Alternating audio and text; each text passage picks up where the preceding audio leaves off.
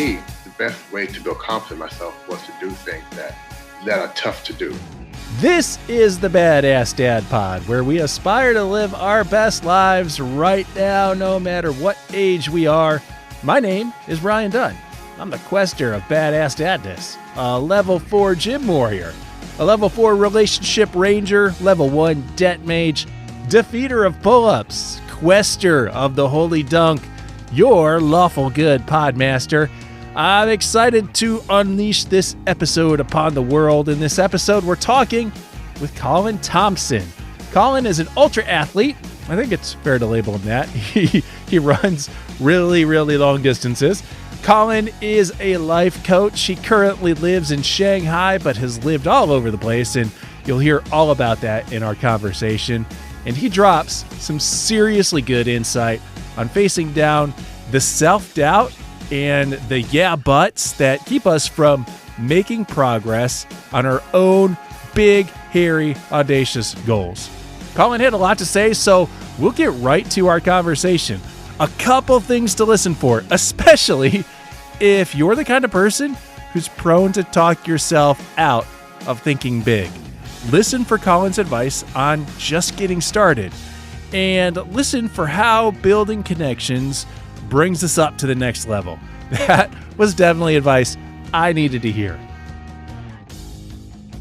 So Colin Thompson, you're a life coach. You're one of the founders of the Shanghai Coaching Collective, a founder of Oligai Life Coaching. In our back and forth, it seems that you found some clear ways of staring down self-doubt. And so in our conversation, we're going to go there and see if we can maybe retort or expel some of the yeah buts that keep us from doing challenging things. And I'd like to do that by starting with your story, and especially something that you introduced to me, that you do a super challenge every year, that you run your years in miles. So this year, you're coming up on number 47, correct? Yes, sir. Yes, sir. And Ryan, thanks for having me here on your podcast. And it's one of those great challenges that every year you have to push yourself a little further. But such is life. Every year you do it, you get the confidence to know you can do it the next year. So it sounds tough on paper. In reality, it's as close to hell as I face every year. But if you know people who sort of do ultras or do things like this, sometimes we look for that pain because the reward that we get, you just can't beat it. Yeah, but doesn't it scare you a little bit that, so not only are you adding more miles, but maybe your ability to perform through those miles is diminishing a little bit from one year to the next? No, actually not at all. The challenge I have is in August. And it is so humid and hot here in Shanghai. The only issue I have is, do I have enough tennis shoes to make it through? Because I sweat through so many shoes during the run, and it's terrible to run on really, really soaking shoes. So I always say to myself, do I have enough shoes? I don't want to buy any new running shoes. Yeah. And it takes me about 3 pairs of running shoes to make it through. By the time I finish, I'm just a hot mess. But again, I feel so great by doing it. And I've been doing this now for maybe 8 years. Yeah. So. Okay. So you didn't start small. This wasn't like, hey, I started 15. This was like, when you started it, you were doing 39 miles, it sounds like. Is that right? Look, wow, thank you. No, I started around 37 miles. So maybe it's been, about 10 years. And I actually started because I couldn't get as high as I used to. Meaning that the run is high. When you run marathons, when you run, sometimes you really feel like you accomplished things. I did my first marathon when I believe it was 2006. So I was 33 years old, and it felt great. I felt like I pushed my body further than it has ever been pushed before. I had friends who started training with me to do a marathon and fell off. So I felt like I was sort of elite in my social group. And everybody would say, "Oh my gosh, you ran 26 miles," and to me, damn right I did. So I like having that little cool thing above everybody else. But after a few years, after doing some more marathons, I wasn't getting that same feeling from it because once I knew I could do it, it's sort of, I had to push myself in different ways, and then being here in China at the time, I really started feeling like I wasn't physically as dominant or strong as before. So wanted to do something that I could prove I could Okay. do over time, that I was still the man, so to speak. What spurred the idea of to run your age in miles? I want to say there's a big story behind it, but I was sitting on my couch and I said, look, I want to, what can I do that becomes a yearly tradition? I want to do something that I'm doing every year. It gets harder to do, something that's pushing me, and something that I really just don't want to do. I'm a believer in sometimes you have to do what you don't want to do in order to be able to do more things. So I just said, why don't I try running my age in miles? I tried it the first year, and it was first of all, let me just say, there's nothing enjoyable about it. It's not fun. It's really not even the fun. first few miles are kind of nice. I tell you why, because the first few miles, are nothing because you have so many more to do. And I think back now when I think that 37, 38 miles was so much. Add 1 or 2 miles and you feel the difference in 1 or 2 miles.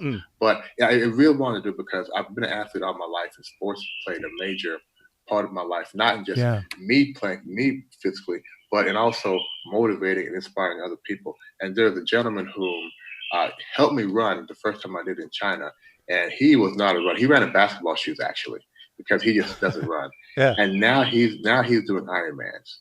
And he told me that's strictly because of me. He saw me doing it. I sort of inspired him to get up off the couch. That's the other part. I really have used sports all my life to help motivate and inspire people, and that's where I learned my first sort of leadership skills. So sports has been a large part of my life. So I got to make sure that I'm always doing something. So it sounds like you're going to keep going. Like when you hit 60, you're going to do 60 miles. Is that the plan? Ryan, I can't come on your podcast and say, no, man, I'm cutting it off. But the thing about it is, I think my body is in shape. I think I can handle it. And in Shanghai, you have a lot of different groups here. You have biking groups, running groups, basketball groups, almost any sport you can think of. You even have this netball groups. I never heard of netball until I came here to China. But you have all these different groups, and in these groups are people who really do these things. And what I mean by that is, in a biking group, for example, I do triathlon, so I'm in different groups for swimming, biking, and running. And I am the slow person in all these groups. The folks who are in these biking groups, these are Italians, these are French guys, these are guys who grew up racing on bikes. And so when you put yourself in environments where you're sort of the odd man out or the low pole, it helps you improve. So my running group, I have guys in the running group who've been running for years, and for them, running this distance is tough, but they could do it. They could do it. And my wife, for example, she runs 100K races. To her, when I tell her about my birthday run, well, she'll say, well, oh, that's it. Yeah, and she'll say, well, she's done 300Ks and 75K this year. That's nothing. She's playing with me. But when you hang around people who do big things, it makes your big thing just more normal, and it helps your mindset there. If they can do it, I can do it. And God forbid I stop doing it because somebody's going to start talking junk in my ear. So I plan to do it when I'm 60, and hopefully, I said when I get too old to do it, then maybe it would just take more than 24 hours. My goal is 24 hours. Perhaps I do it over 2 days. And to me, there's no shame in that whatsoever. The key is getting it done. Have you always had the drive to do kind of the super challenge like this? No, I'll tell you. So just to give some of my background. I'm a Canadian-born Jamaican. I was born in Toronto back in the early 70s and moved to Louisville, Kentucky in the early 80s. I have 3 older sisters and 2 older brothers, and I say that because we didn't have a lot of toys. Our toys were each other. My parents would say, "Get outside and don't come back inside for a long time," which meant we're outside, tussling, running around, just being very physical. When we moved to the U.S., that's where we really had a more open space in Louisville, and with our neighbors. Luckily, we had neighbors, kids our age. So my neighbor had a basketball court, my neighbor had a tennis court, my neighbor had a swimming pool. So we were able to use those facilities and really play basketball, football, baseball every single day. So we really played a lot of sports. Now, me being the youngest, growing up against my older siblings, I got beat a lot. But then when I play against my peers, I'm a little better because I had better competition. So sports was something that I was pretty good at. So in high school, I was very good in football, very good in wrestling. Um, on the All Stars, here's my Al Bundy moment, right? So I was, I was captain. Here we go. Right, captain of the All Star team, which I felt very proud of. But I was more proud of my wrestling. I was state runner up in wrestling my senior year, and I remember football and wrestling. My coach would tell the captains, "Get your team ready to play." If we had a big football game, go in the locker room, get your team riled up. So you had to have a leadership role. So back, even as a young boy, I had that experience trying to motivate my teammates. But the difference in football and wrestling, in football, you have 10 other people on the field. If you mess up a play, somebody has your back. Yeah. In wrestling, it's just you individually on the mat. So when it's time to get my wrestling teammates motivated, inspired, fired up, if this guy lost 5 matches in a row, how do you get him fired up to believe he can win the next match? So I had to learn how to talk to people, learn how to inspire them, and make sure that when he wrestles, if he loses, how do you still support him to where he feels good? And when he wins, how do you make sure he uses that momentum to believe in himself and carry on? So from a very young age, I was able to use sports to really show me how to be a leader and to really start to motivate and inspire people. Now, to your question, did that build my fire? Not yet. What built the fire was, and I went to college at Howard University, which is a HBCU, historically Black college and university. I went there on a partial wrestling scholarship. So sports helped me get into an academic school, which I would not have qualified for had it not been for sports. So I want to thank sports for that. When people who are collegiate athletes graduate, they're left with a void, because that typically means that from elementary school, middle school, high school, to college, sports has been a major part of their life. Oh, right. So what do we do now? My sister, who was a runner, introduced us to this running. My mother had breast cancer. So one year, I think it was 96, we decided to do the Susan K. Komen breast cancer 5K run. Uh-huh. Yeah, so 5K, which is about 3.2 miles. I almost died. I had no idea how to run. It's only. Is it because you the gun went off and you just went for it type deal? The gun went off and I went off. I'm all 22, 23, thinking that, I'm the hottest and fastest thing out here. And I remember there was an older Black gentleman, had to be, when you're younger, people seem old. He was probably maybe my age now, maybe in his 50s, maybe in his 50s, 60s. And I remember passing him. He said, "Young man, it's a long race. Take your time." In my head, I'm saying, "Come on, old man. You have no idea. You have no idea who you're talking to. This is Colin Thompson, baby, right?" I would say before we got to the finish line, I'm walking, right? And here comes the same old man. "Hey, young man, keep it up, keep it up, keep it up." And I'm sitting here saying, "Oh, wow." So I learned from a very young age that when you want to do certain athletic things, you must train for it. But that old man coming and walking me down, that lit my fire the first time. And that's what I would say really got me inspired to say, you know what, I'm going to keep trying this little 5K thing, because there's no way that me, early 20s, gets beat by somebody who's probably twice my age. And that was the original fire that was lit underneath me. So did you go there from like doing the 5K, then it's like you needed the next challenge, so you went up to 10K, went up to maybe half marathon, full marathon? Is that how you continued to build it? Well, that was like 90, I want to say like 96, 97. And I did 5Ks for a long time. It wasn't for another 10 years, I think, before I did my first marathon. And at that time, 5Ks were, that 3 miles, man, that was enough. Yeah. I was still playing a lot of flag football. I was working full time, so I would run. The challenge was I was doing consulting for Ernst & Young, and that lifestyle was a lot of travel, in and out different cities. So when you go to a new city, can't find a gym. Hotel maybe have a little crappy gym, but one thing you could always do, go outside and go run, and it's free.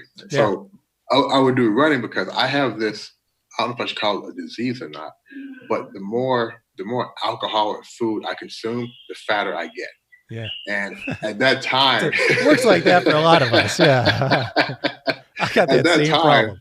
the same problem, right? It's contagious. At that time, I was not willing to not consume alcohol and consume the foods I wanted. Yeah. So I had to sort of balance that off. And the easy way to do that was running. So I did that for a long time. And I remember my brother-in-law decided to train for a marathon and asked me if I wanted to join him. I said, sure, I'll join. I mean, why not? Myself and some other folks trained for it. And the training, the discipline that was needed just to train for the marathon. Some people say the training for the marathon is harder than the actual race. That's not true. That's not true. The race is hard.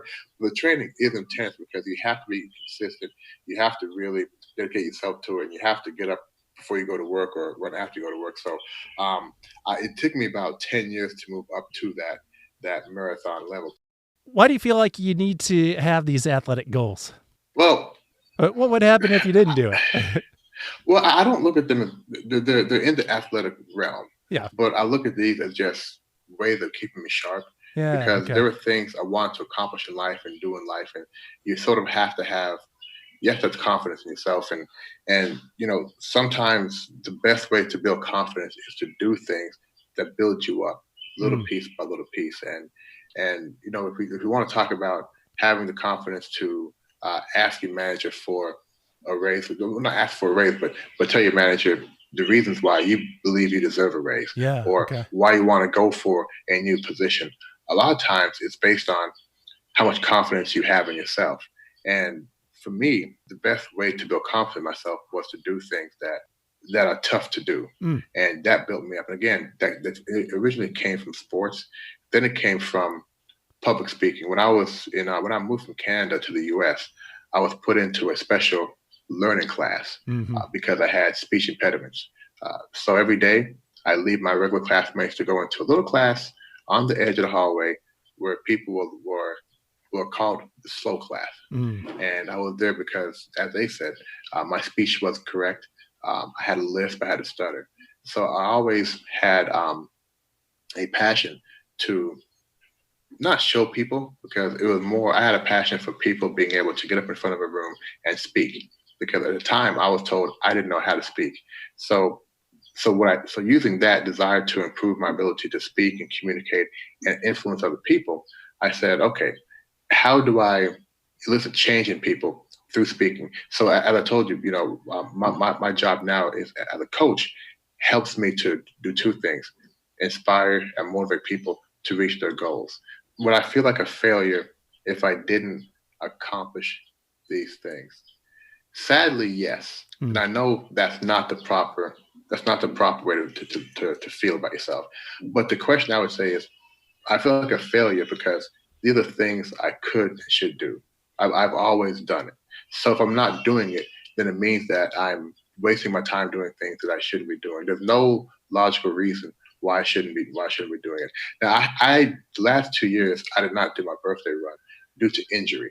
I was injured, and the doctor told me stop. Okay. And I made a deal. With my wife that I would finally listen to the doctor. It was interesting. I made a deal with her. I had a triathlon coming up. I said, honey, well, if you'll do my running portion, then I'll stop. And she did that for me, so I had to honor that. So I did take some time off. And last year, I came back, but I had a lot of pain last year.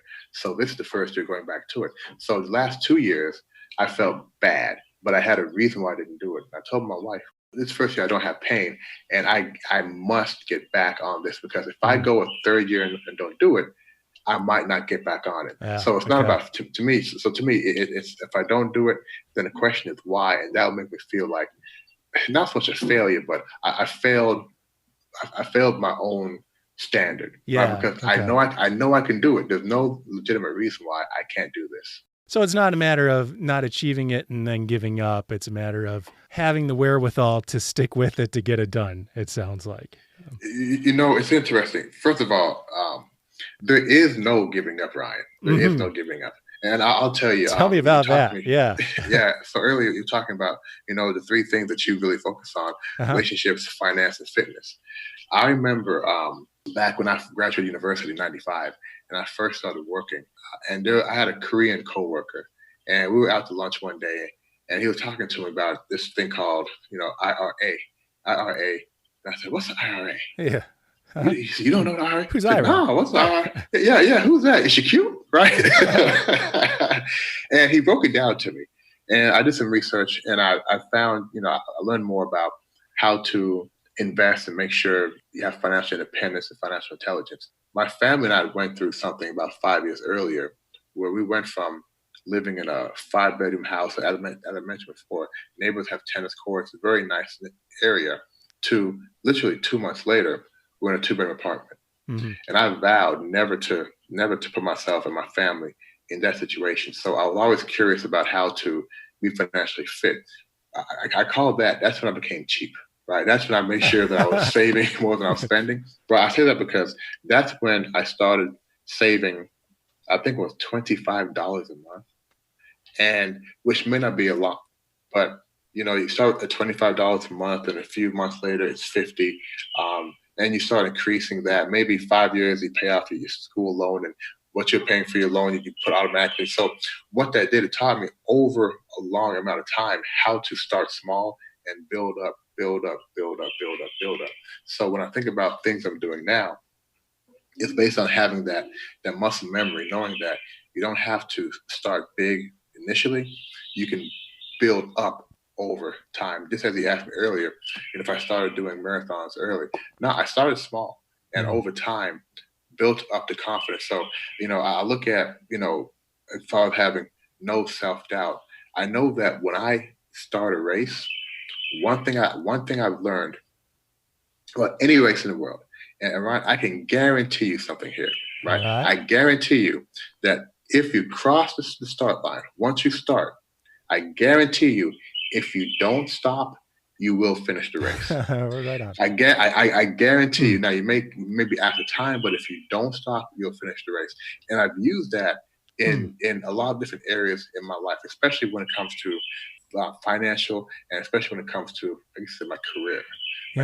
I've been very fortunate to work with some very good companies, but at some point when you want to take that step and go into your own thing, which is one of the things I did, you have to have that belief. So I had that muscle memory that said, look, I know for a fact, right? There's no doubt I'm going to succeed. Now, what I call success may be different from some else call success, but I know that if I keep going forward and forward and forward, I will reach my success. So there's never been any self-doubt.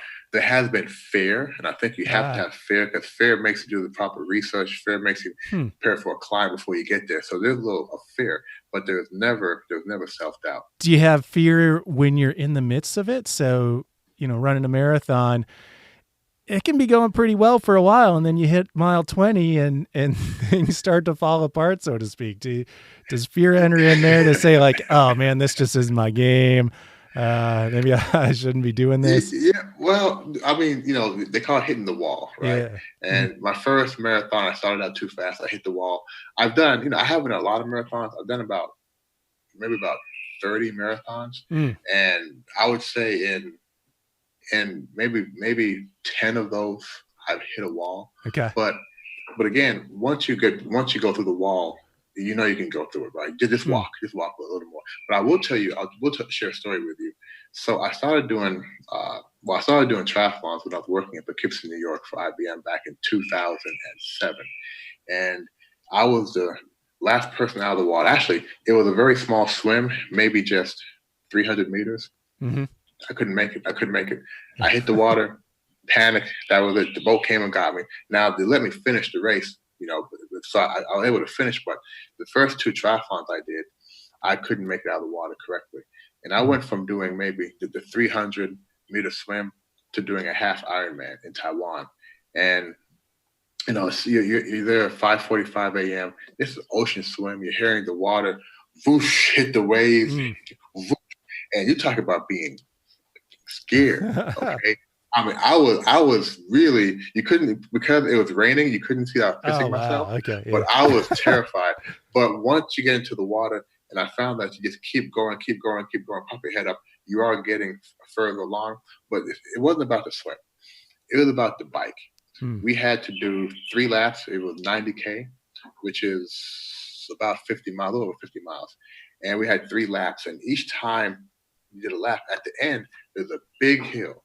So the first lap, going up this big hill, I said, I am not going to get off my bike and push. I'm not going to do that. But it was really, it really, really hurt. And back then, I was a runner, not a biker, not a swimmer. So I didn't know how to train properly. And I really had a lot of discomfort after that first lap. When you finish the first lap, you have a choice. You can go for a second lap or go back to the checkpoint, which means you finish your lap, so you're going to go to the next event. Now, some people just say, you know what, F this, I'm done. Forget it. Okay. Uh-huh. So I'm riding toward it, coming down from the hill. My legs are gone. I'm not feeling good at all. And you have that choice, right? Do I quit or do I keep going? Knowing that after I bike another 27K, I have that same hill. And I told myself, you know what? That's it. Forget about it. You know, Colin, it's your first time. You've never quit a race, but everybody quits a race sometimes. So don't worry about it. And I came to that why, and I found myself going right back for the next lap.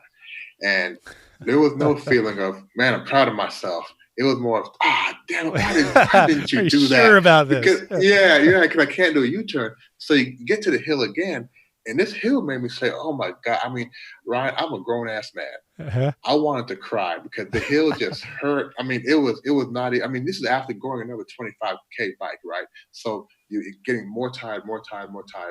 And I did that hill, got over it. When I came back to the why, this time, there wasn't even a question as to whether or not I'm going to quit or not. Because I did it twice. I said, well, heck, man, did it twice. I know I could do it the third time. And when I got back to the hill, my mentality was, well, I know I can do it. Yeah. So now let me just work on doing it. Don't complain. Just get it over with. And that's been my mentality for in a lot of different aspects of my life, whether it's been being in positive relationships, whether it's been leaving my job and forming my business, or trying to do something that makes me uncomfortable. You know, remembering the fact that I've done this, and this whole triathlon, it wasn't even about me. It's really about that hill, right? And that hill, I think about that hill so much because two things. I didn't quit. And then by the time I went back to the hill, I already knew I could do it. So the question is, how am I going to do it? Am I going to do it complaining, or am I just going to go ahead and do it? And it goes back to what you were talking about earlier with crossing the start line. It's like, well, you didn't have much of a choice to face that hill because you missed the turn. Yeah. You're already on the course and you had to do it, right? Yeah. So I'll tell you something funny about that too. Typically, when I do the triathlons, I'm the only black guy. Uh-huh. So when we have the pre-race meeting, all the athletes in the room, and people say, "Where are you from? Where are you from? Where are you from?" I always say, "Hey, I'm Colin. I'm from Jamaica." I have Jamaicans. Each person has a flag on their bib. So everybody out there just kept calling for 2 days. Hey, Jamaica! Hey, Jamaica! Hey, Jamaica! Hey, Jamaica! So being the only black person out there, and you know, a lot of people think that black people are gifted athletes. Where was this race? I'm going to interject. Taiwan. In Taiwan. This okay. Taiwan. Right. In Taiwan, South Taiwan. And I got to tell you, knowing people could recognize me, that helped me say, well, shoot, man, I can't quit, right? Because I cannot sit there and people ask me, hey, how did you do? How'd you do? When I quit. Nah. Yeah. The only black person at the race cannot quit. So I also had that in back of my mind as well. I got to show and prove for my people. These learning experiences that you've had in doing the physical stuff, it's carried over to other parts of your life. Like, how have these lessons affected your life coaching and your career path and your training? Yeah, that's a great question. And I'm going to try to stay on point with the answer. So in college, as I mentioned before, I wrestled in college. And again, I wasn't the team captain, but I was the team lead. And it goes back to also inspiring people and motivating people, getting your teammates ready. Also with me, I really wanted to improve my ability to speak in public. I want to improve my ability to motivate people. So in college, I really started finding avenues to get in front of people, tell stories, get in front of people, share my views, share my thoughts. And every now and then, somebody would come and say, Colin, you know, what you say inspired me. What you said motivated me. So I've always tried to find a way to help people to achieve things that they're greater than achieving. When I graduated, I started working. It was sort of the same thing. And by then, people started to give me a call if they were feeling bad to have me sort of raise their spirits. Mm. But when I started doing the marathons and running, or before the marathon, we're running, people, and a lot of in my community, a lot of Black people just don't run. Mm. Um, they may play other sports, but running wasn't a thing they did. So people would see me doing it, and then they'd say, "Hey, can you help me to do some running? Can you help me get in better shape?" So I did two things actually.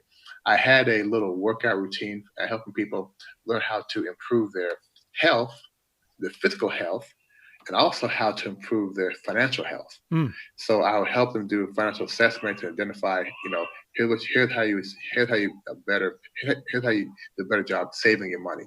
One thing that college did, it educated us, but it also put a lot of people in a lot of credit card debt. Yeah. Don't even talk about student loans. Mm. So helping people to say, okay, based on your income now, what sacrifices you have to make in your life to really start being able to pay off your bills. And do it now because in 1 or 2 years, your student loan debt's going to be coming in. And a lot of times it was, okay, look, let's not go to happy hour Thursday and Friday, and let's save that $100.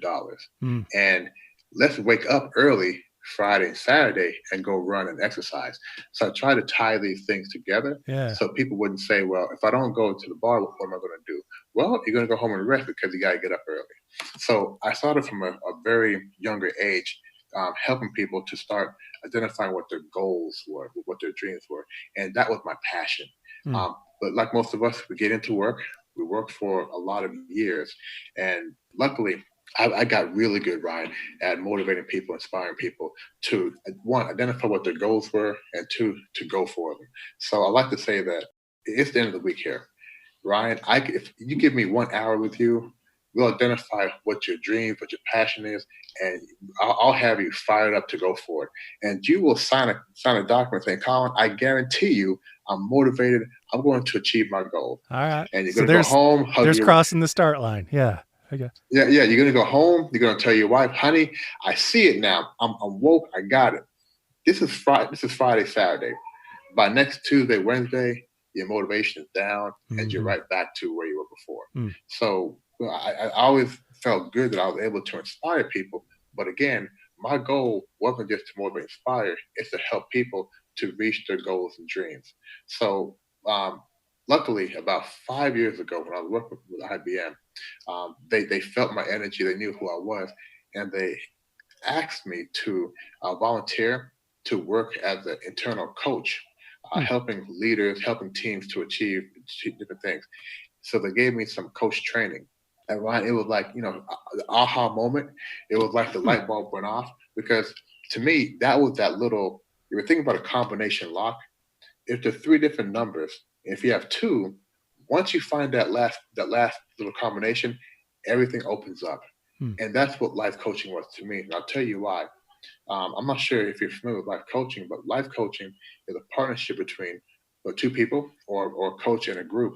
And what we do is we help our clients go from where they are now, identify where they want to be tomorrow in the future, and then we stay with them and help them to achieve that goal. So if you think about motivating, the gap was, I can motivate you today, but then down the road, you may lose motivation and stop. With coaching, I help you continue.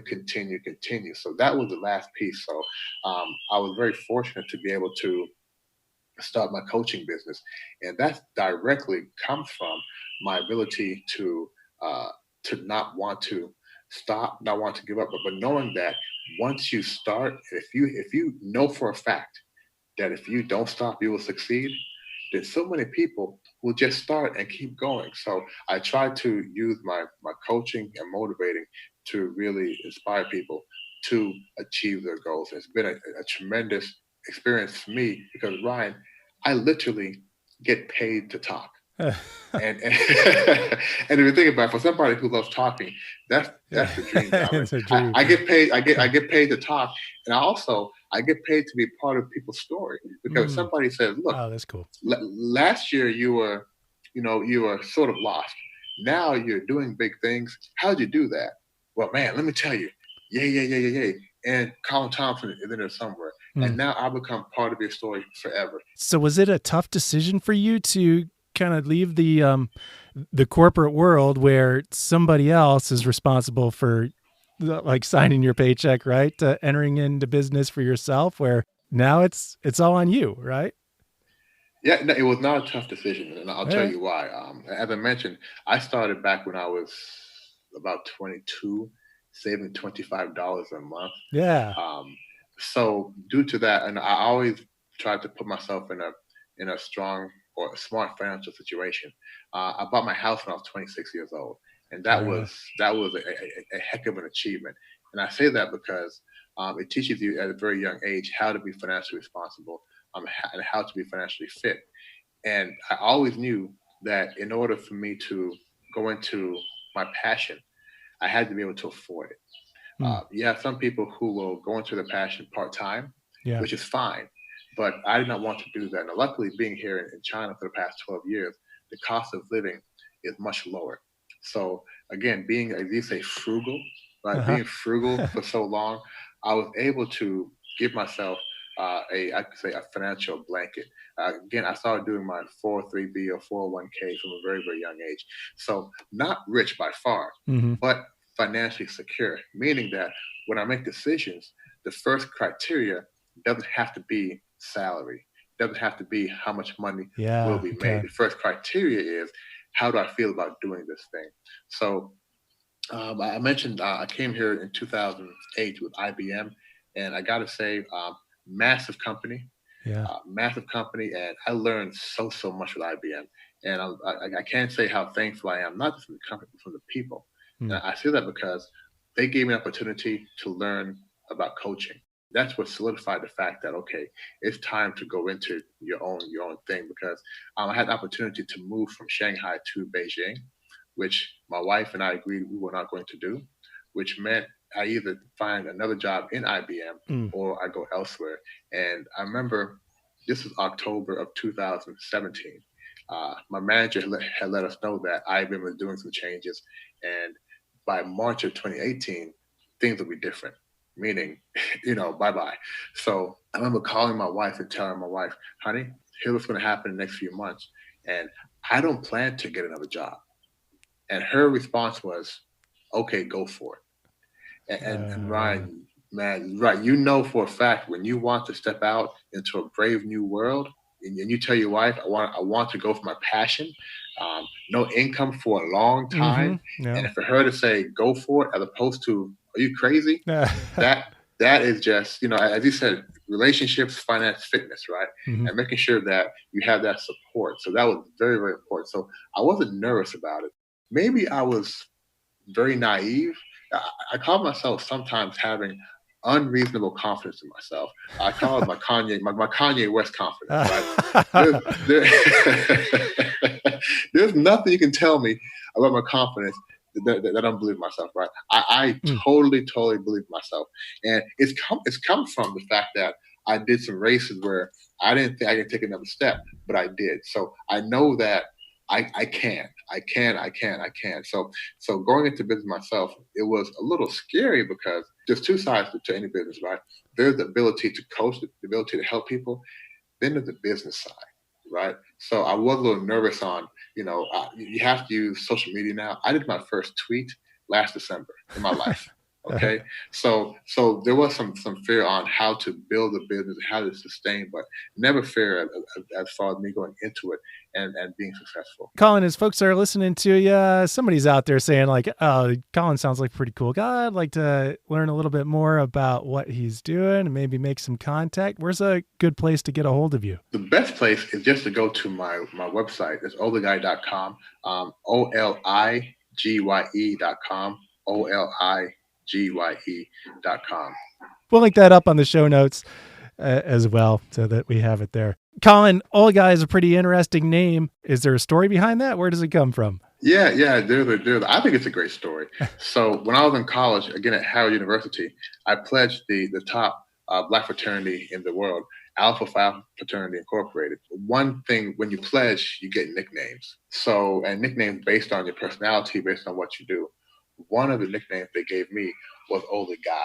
So back in Africa, when young men went through a ritual called manhood training, it's where you start as a boy, and when you finish, you're a man. And that training consists of several different areas, teaching young men how to hunt, how to fight, how to fish, how to cover different aspects of raising a household. So there was a gentleman called Ole Guy who was responsible for teaching the men how to fight. Now, fighting back then wasn't fist fighting, it was wrestling. So teaching them how to wrestle, how to protect themselves, how to protect their families. I was a wrestler in college, so they gave me the nickname Ole Guy. And, I think it's just, and that was back in 1993. And I think it's just so apropos, so to speak, because now as I look at what I'm doing in that motivating, coaching, inspiring, him teaching young men how to fight, that's coaching. So I think it was a perfect name for what I'm doing, because Ole Guy is a coach, is a trainer, is a motivator, is somebody who inspires you. So that's where the name comes from. And every time I say it, I just get shivers. Well, Colin, thank you so much for offering your insight and your experience with us, and we appreciate it. Again, you can find Colin at oleguy.com. Thank you, dear listening friend, for joining in this quest for badassery. What are you questing after? I would love to hear about it. So drop a line to Ryan, R-Y-A-N, at thebadpod.com. And don't forget to check out the digital home of all things badass dads, thebadpod.com. New content appears there every week. The music here is by I.O. Ellen. It's a song called Woman Like That. Again, my name is Ryan Dunn. I write, edit, and produce the Badass Dad Pod. Thanks again to Colin Thompson. Follow up with him at oleguy.com. Okay, bye.